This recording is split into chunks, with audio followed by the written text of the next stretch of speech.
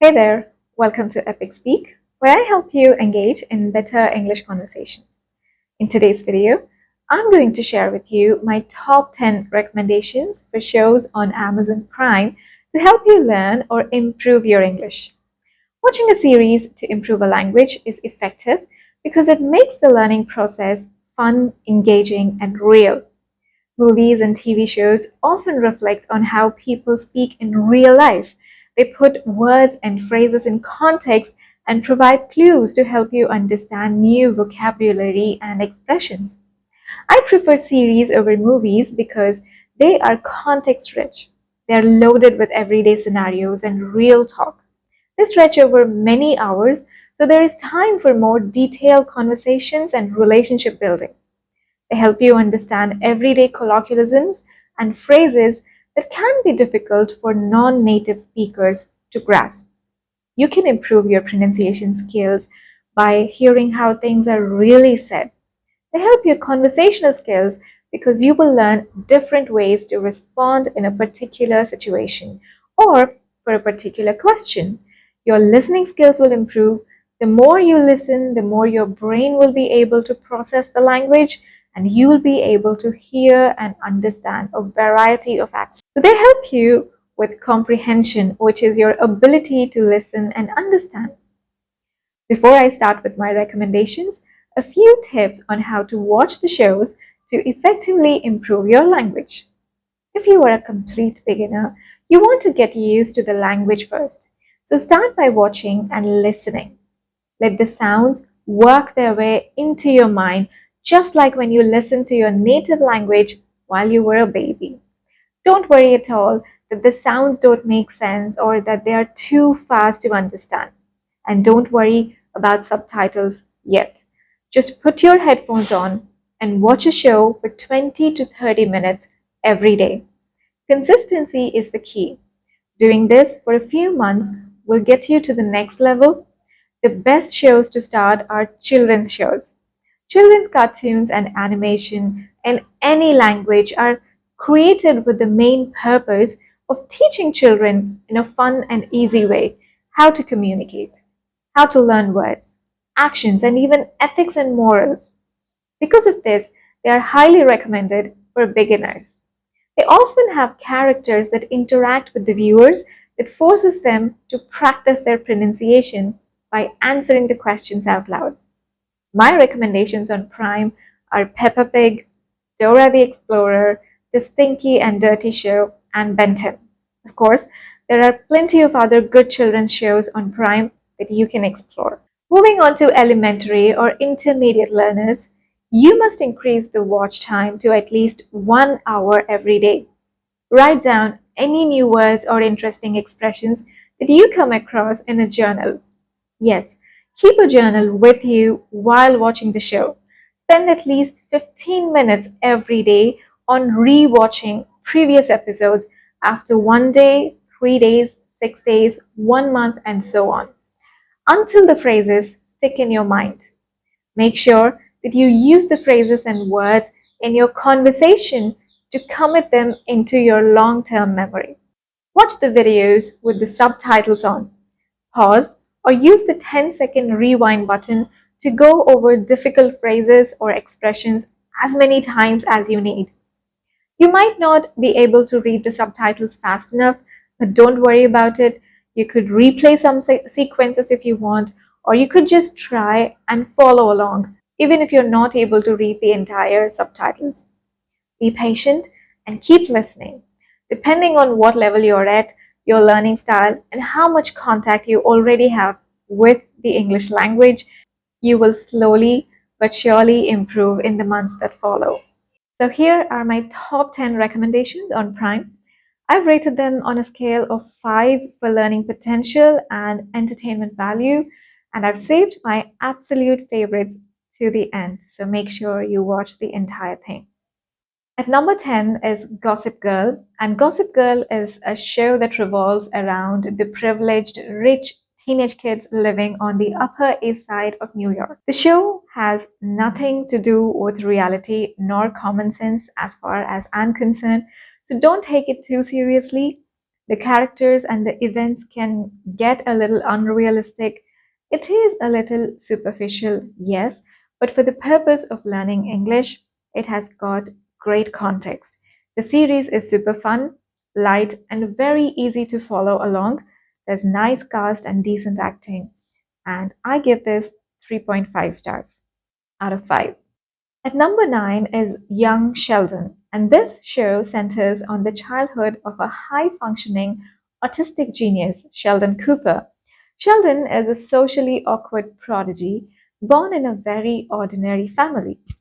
Too smart for his peers, the 9-year-old Sheldon is boosted to high school where he promptly pushes everyone away. It's a family comedy suitable for all ages in which we get to see a family moving past disagreements and difficulties caused by their special son, Sheldon, all the while realizing that they love him and he is family despite his eccentricities. It's a very sweet and relatable show with lots of context for everyday familial interaction to learn from. I give it 3.8 stars out of 5. The Bold Type. The Bold Type is a glimpse into the lives of three modern day women working for a global women's magazine. But you learn a lot about the issues that the current generation faces. I like it because it's very relevant. There is something you can learn from each character: how to be a great boss, a supportive friend, how to stand up for yourself, how to be assertive. Although there were times when the series made me feel as if these girls spend the majority of their time in the closet. You will know what I'm talking about if you watch the show. Definitely give it a try. I give this one 3.8 stars out of 5. At number 7, we have Suits. Suits is a smart, sassy, and immensely entertaining legal drama. It is set in New York and focuses on a very successful law firm, its workings, and the stories of a few of its executives. Harvey Specter is a great lawyer and senior partner in his firm. Mike Ross has no degree. He takes the bar exam for others for cash, but he is a genius with a photographic memory, and Harvey hires him. So the ongoing issue is who else will find out that Ross isn't really a lawyer? If you like courtroom dramas, you would enjoy Suits. Even if you don't, give it a try. It'll teach you a lot about how their legal system is different from ours. I found it very enlightening. I give it a 4 out of 5. At number 6, we have The Handmaid's Tale. The Handmaid's Tale is a science fiction thriller drama. Imagine a dystopian future where the birth rate has plummeted because of radiation. Children being born has become a rarity. So a new dictatorship takes root where fertile women are seized, controlled, treated as property, and leased to a couple of the ruling class so that she can bear their children. And once that is done, she is passed on to another couple.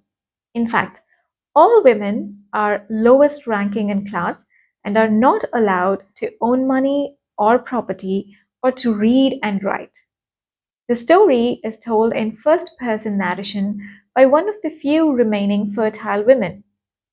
It is horrifying, intense, and crazy, but it is also a glimpse of what happens when some powerful people start thrusting their faith on others. I give this one 4 stars out of 5. At number 5, we have Reacher, which is an action crime drama series based on the books written by Lee Child. Jack Reacher is a retired military police officer and he's arrested for murder that he did not commit. He finds himself in the middle of a deadly conspiracy full of dirty cops, shady businessmen, and scheming politicians. With nothing but his wits, he must figure out what is happening in Margrave, Georgia. I give this one solid 4 stars. At number 4, we have The Mentalist, which is a crime and mystery thriller. The show revolves around Patrick Jane, who is a mentalist. A mentalist is someone with a highly developed sense of observation. Patrick Jane uses his unique skills to help the California Bureau of Investigation solve crimes. He is a man with the ability to spot minute details. He plays mind games with people, reads their emotions, and sets elaborate traps to catch them. It's very interesting to watch how he solves each case, and there's also his personal storyline that develops over each episode. Once you start watching a couple of episodes, I'm certain it's gonna lure you in. I give this one 4.5 stars. Now, my top three recommendations are for more advanced speakers, but don't let that stop you from giving it a try. If you find it too much right now, give it a try after a couple of months or maybe after 3 or 4 months. At number three is Treadstone. Treadstone is the name of a secret project that focuses on developing unstoppable superhuman assassins. Amazing series, just as good as the Jason Bourne trilogy, if not better. The fights are spectacular. They seem so real. I cringed at every punch thrown. I absolutely loved it. There is nothing more that I can say. If you like action flicks, watch this one. You will love it. I give it a solid 5 stars out of 5. At number 2, we have Hannibal. And this is a series again that I give a solid 5 out of 5. But I must point out, however, that Hannibal is not a show for everyone. Children should never watch it, nor should people who are sensitive and would be upset or offended by gore and carnage. After all, this is a gory crime show about an exceptionally well educated and highly intelligent serial killer, Hannibal Lecter, who eats his kills.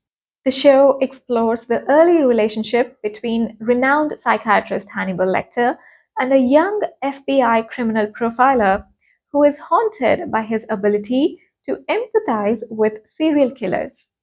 Mads Mikkelsen makes for a terrific Hannibal, and Hugh Dancy is electrifying as Will Graham.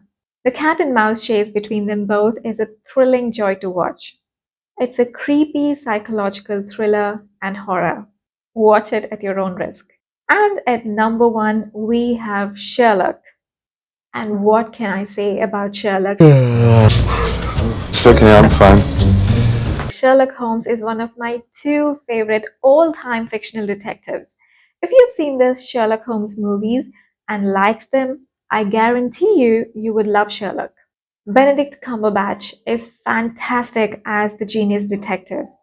You might think nobody can play Sherlock better than Robert Downey Jr., but Benedict's world-class acting changed my mind. He owns the character completely. He is complemented by Martin Freeman as Dr. Watson. And in this series, we see a modern day Sherlock Holmes solving crimes for the common people and the British government. It is smart, gripping, brilliantly written, and absolutely binge worthy. My all time favorite so far, and solid 5 out of 5 stars, obviously. So, if you have seen any of these shows already, let me know your thoughts in the comment section below. If you want more TV show recommendations, watch this one for Netflix, and YouTube thinks you might like watching this one here. Thank you so much for watching. I will see you soon in my next one. Bye.